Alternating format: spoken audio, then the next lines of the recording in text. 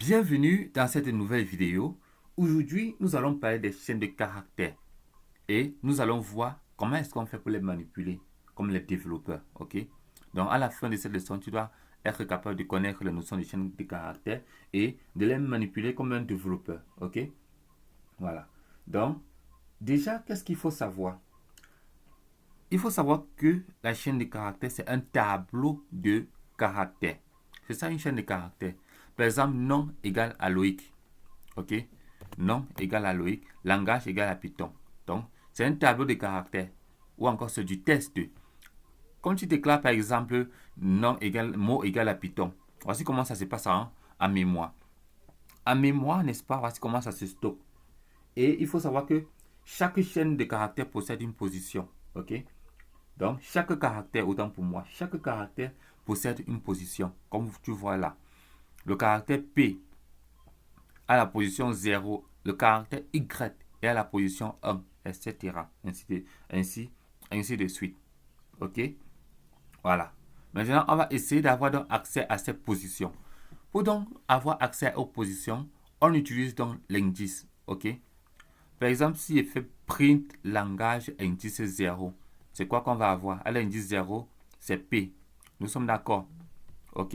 Voilà, on va compiler, vous allez voir. Voilà. Print non indice 0. À l'indice 0, c'est L. OK? Voilà. Maintenant, il faut savoir que le moins 5, c'est le dernier et sont les derniers éléments. Voilà. On va compiler, vous allez voir. On va exécuter autant pour moi. Vous voyez? Indice 0 de non, c'est quoi? C'est L. Indice 1 de non, c'est O. OK? Maintenant, indice 0 de langage, c'est quoi? Indice 0 de langage, c'est P. Indice 1 de langage, c'est Y. Donc, c'est important pour manipuler les chaînes de caractères. Tu dois maîtriser les notions de l'indice. On commence à compter à partir de 0 et non 1. Maintenant, les derniers caractères. On a C, n'est-ce pas? U pour non. Et on a quoi? Et on a N pour Python. OK? Voilà. Donc, après donc avoir fait cela, nous allons maintenant voir les notions de découpage. OK? Nous allons voir les notions de découpage. Comment est-ce qu'on fait pour découper les chaînes de caractères? En fait, découpage, c'est juste pour dire quoi? C'est qu'on va essayer de récupérer, n'est-ce pas, une partie du test. N'est-ce pas, les amis? Voilà.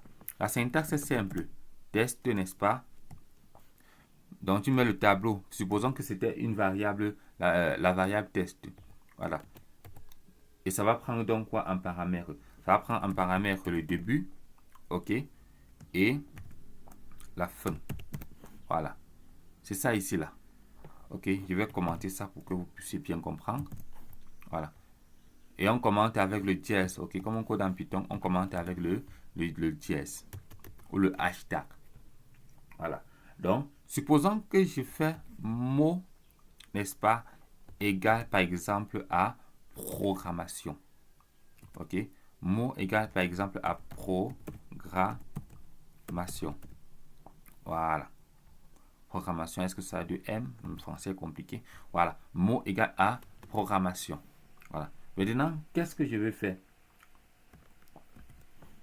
Supposons que j'ai besoin, je veux que ça affiche quoi? Le début, ça commence à partir du début et ça s'arrête au cinquième indice. OK? Voilà. Après, je veux que c'est possible que tu ne mettes pas 0. Python va comprendre que c'est 0. Que ça commence à 0, ça s'arrête au quatrième indice.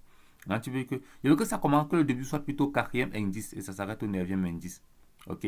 Après, je veux que ça soit moins croix. Donc, c'est-à-dire que la fin, c'est moins 1. On va reculer. On va reculer derrière pour avoir moins croix. OK? Vous allez voir comment je vais exécuter. Voilà. 0, 1, 2, 3, 4. Ça fait 5. Donc ça y est, ça serait au cinquième élément. OK? Voilà. Donc, je vous ai dit qu'on commence à compter à partir de 0. OK? C'est-à-dire que pour avoir la position du cinquième élément, c'est n éléments, c'est n-1. Nous sommes d'accord. Voilà. Maintenant, le quatrième, si je veux que ça s'arrête au quatrième. 0, 1, 2, 3. On a 4 éléments. OK? Voilà. Maintenant, si je veux commencer à partir du quatrième, OK? 0, 1, 2, 3, car. Le quatrième indice, c'est quoi? C'est R. Et ça s'arrête à quoi? Ça s'arrête au neuvième. Ok? Compter. Le neuvième, c'est... Le neuvième indice, c'est A. Ok? Ça fait Rama. Ok? Moins croix. Moins 1, moins 2, moins croix. C'est pour ça que vous voyez ion. Ok, les amis? Donc, j'espère que ça s'est fait comprendre ce que nous sommes en train de faire là. Donc, c'est important de comprendre ça. Ok? Ça peut arriver que dans un projet, vous manipulez les chaînes de caractères. Ok? Voilà. On va continuer avec une autre notion qui permet de connaître la longueur d'une chaîne de caractères, n'est-ce pas? Supposons que je déclare encore ma variable nom, ok, que j'appelle Python. Voilà. Maintenant, j'appelle ça Python. Qu'est-ce que je veux? Je veux connaître sa longueur. Ce n'est pas dur. Tu utilises juste la fonction length, ok? En Python, c'est la fonction length, ok? Voilà. Donc, j'utilise la fonction length qui prend donc en paramètre la variable. Et on va voir ce que ça va donner. On va exécuter. Ça donne 6. Ok, la taille 0, 1, 2, 3, 4, 5. Pourquoi ça donne 6? 0, 1, 2, 3, 4, 5. Oui, c'est normal que ça donne que ça donne 6. Ok, comptons 1, 2, 3, 4, 5, 6. Ça a 6 éléments. Mais les indices c'est 5. Ok, c'est ces 6 éléments. Ok, c'est 6 éléments qui sont là. Donc, c'est 6 caractères qu'on a. Mais si on veut manipuler, attention les amis, ça compte les éléments, ça ne compte pas en fonction d'indices. Ok, la fonction length compte éléments. Donc, ça commence à partir de 1, 2, 3, 4, 5, 6. Ok, mais pour les indices, ça ne considère pas en fonction d'indices, je répète. Ok, voilà. Maintenant, on va continuer avec une autre fonction. Supposons par exemple que j'utilise par exemple la variable mot. Ok, mot est égal à quoi? Mot est égal par exemple à bonjour. Ok, à bonjour. Voilà. Maintenant, qu'est-ce que j'ai envie de faire? J'ai envie de transformer le bonjour en majuscule. C'est possible. C'est possible de le faire en Python. Ok, j'ai envie de transformer le bonjour en minuscule. Qu'est-ce que je vais faire? Je vais prendre la variable mot.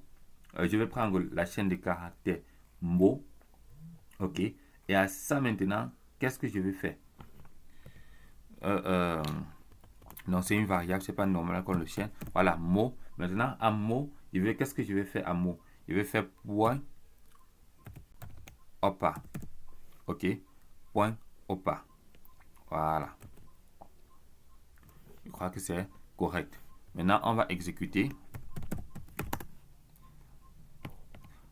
Vous voyez, ça devient en majuscule.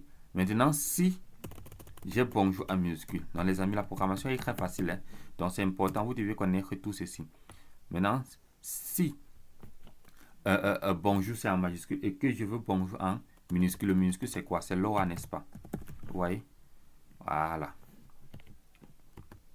Vous voyez? Voilà bonjour maintenant qui est en minuscule. Ok, les amis? Donc, ce n'est pas dur.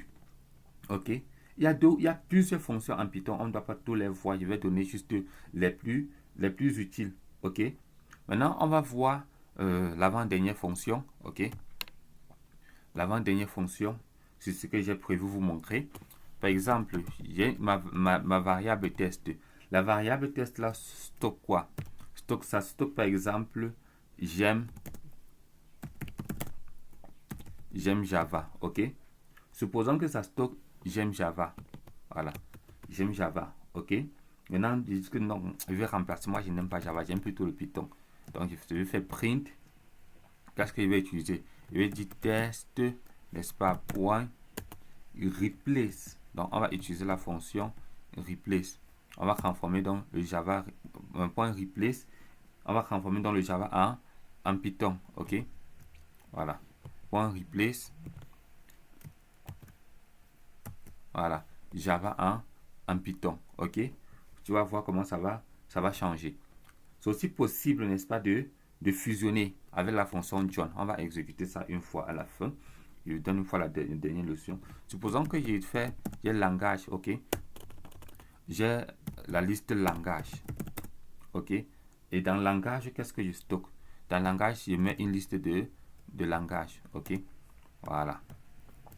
Supposons que je mets une liste de langage. À l'intérieur, par exemple, je mets Java, ok. Voilà. Après Java, je mets même encore quoi? Donc, je mets tout ceci là, ok. Voilà. Maintenant, qu'est-ce que je veux faire maintenant? Je vais les fusionner. Je vais faire print. Donc, pour les fusionner, qu'est-ce que je dois faire? Je vais fusionner. Je veux donc faire print. Je vais utiliser John, n'est-ce pas? Voilà. Donc, j'ouvre mes parenthèses. Et c'est important de connaître la syntaxe, les amis. C'est très important. Si vous voulez être développeur, vous deviez connaître la syntaxe. Maintenant, je mets point join. Maintenant, join.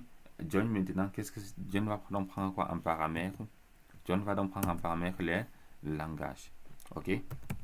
Voilà. On va donc exécuter. Ok? J'aime Python. Ok? Vous avez Java, Python, C++, JavaScript avec ce qui laisse pas. Tu peux mettre l'espace là pour que ça soit plus beau. Voilà. Ok les amis, c'est tout pour cette vidéo. Donc vous avez déjà une idée sur comment est-ce qu'un développeur manipule les chaînes de caractères et comment est-ce que les chaînes de caractères fonctionnent en mémoire. Rendez-vous donc dans la prochaine vidéo où nous allons parler des conditions. Nous allons commencer avec les choses vraiment sérieuses.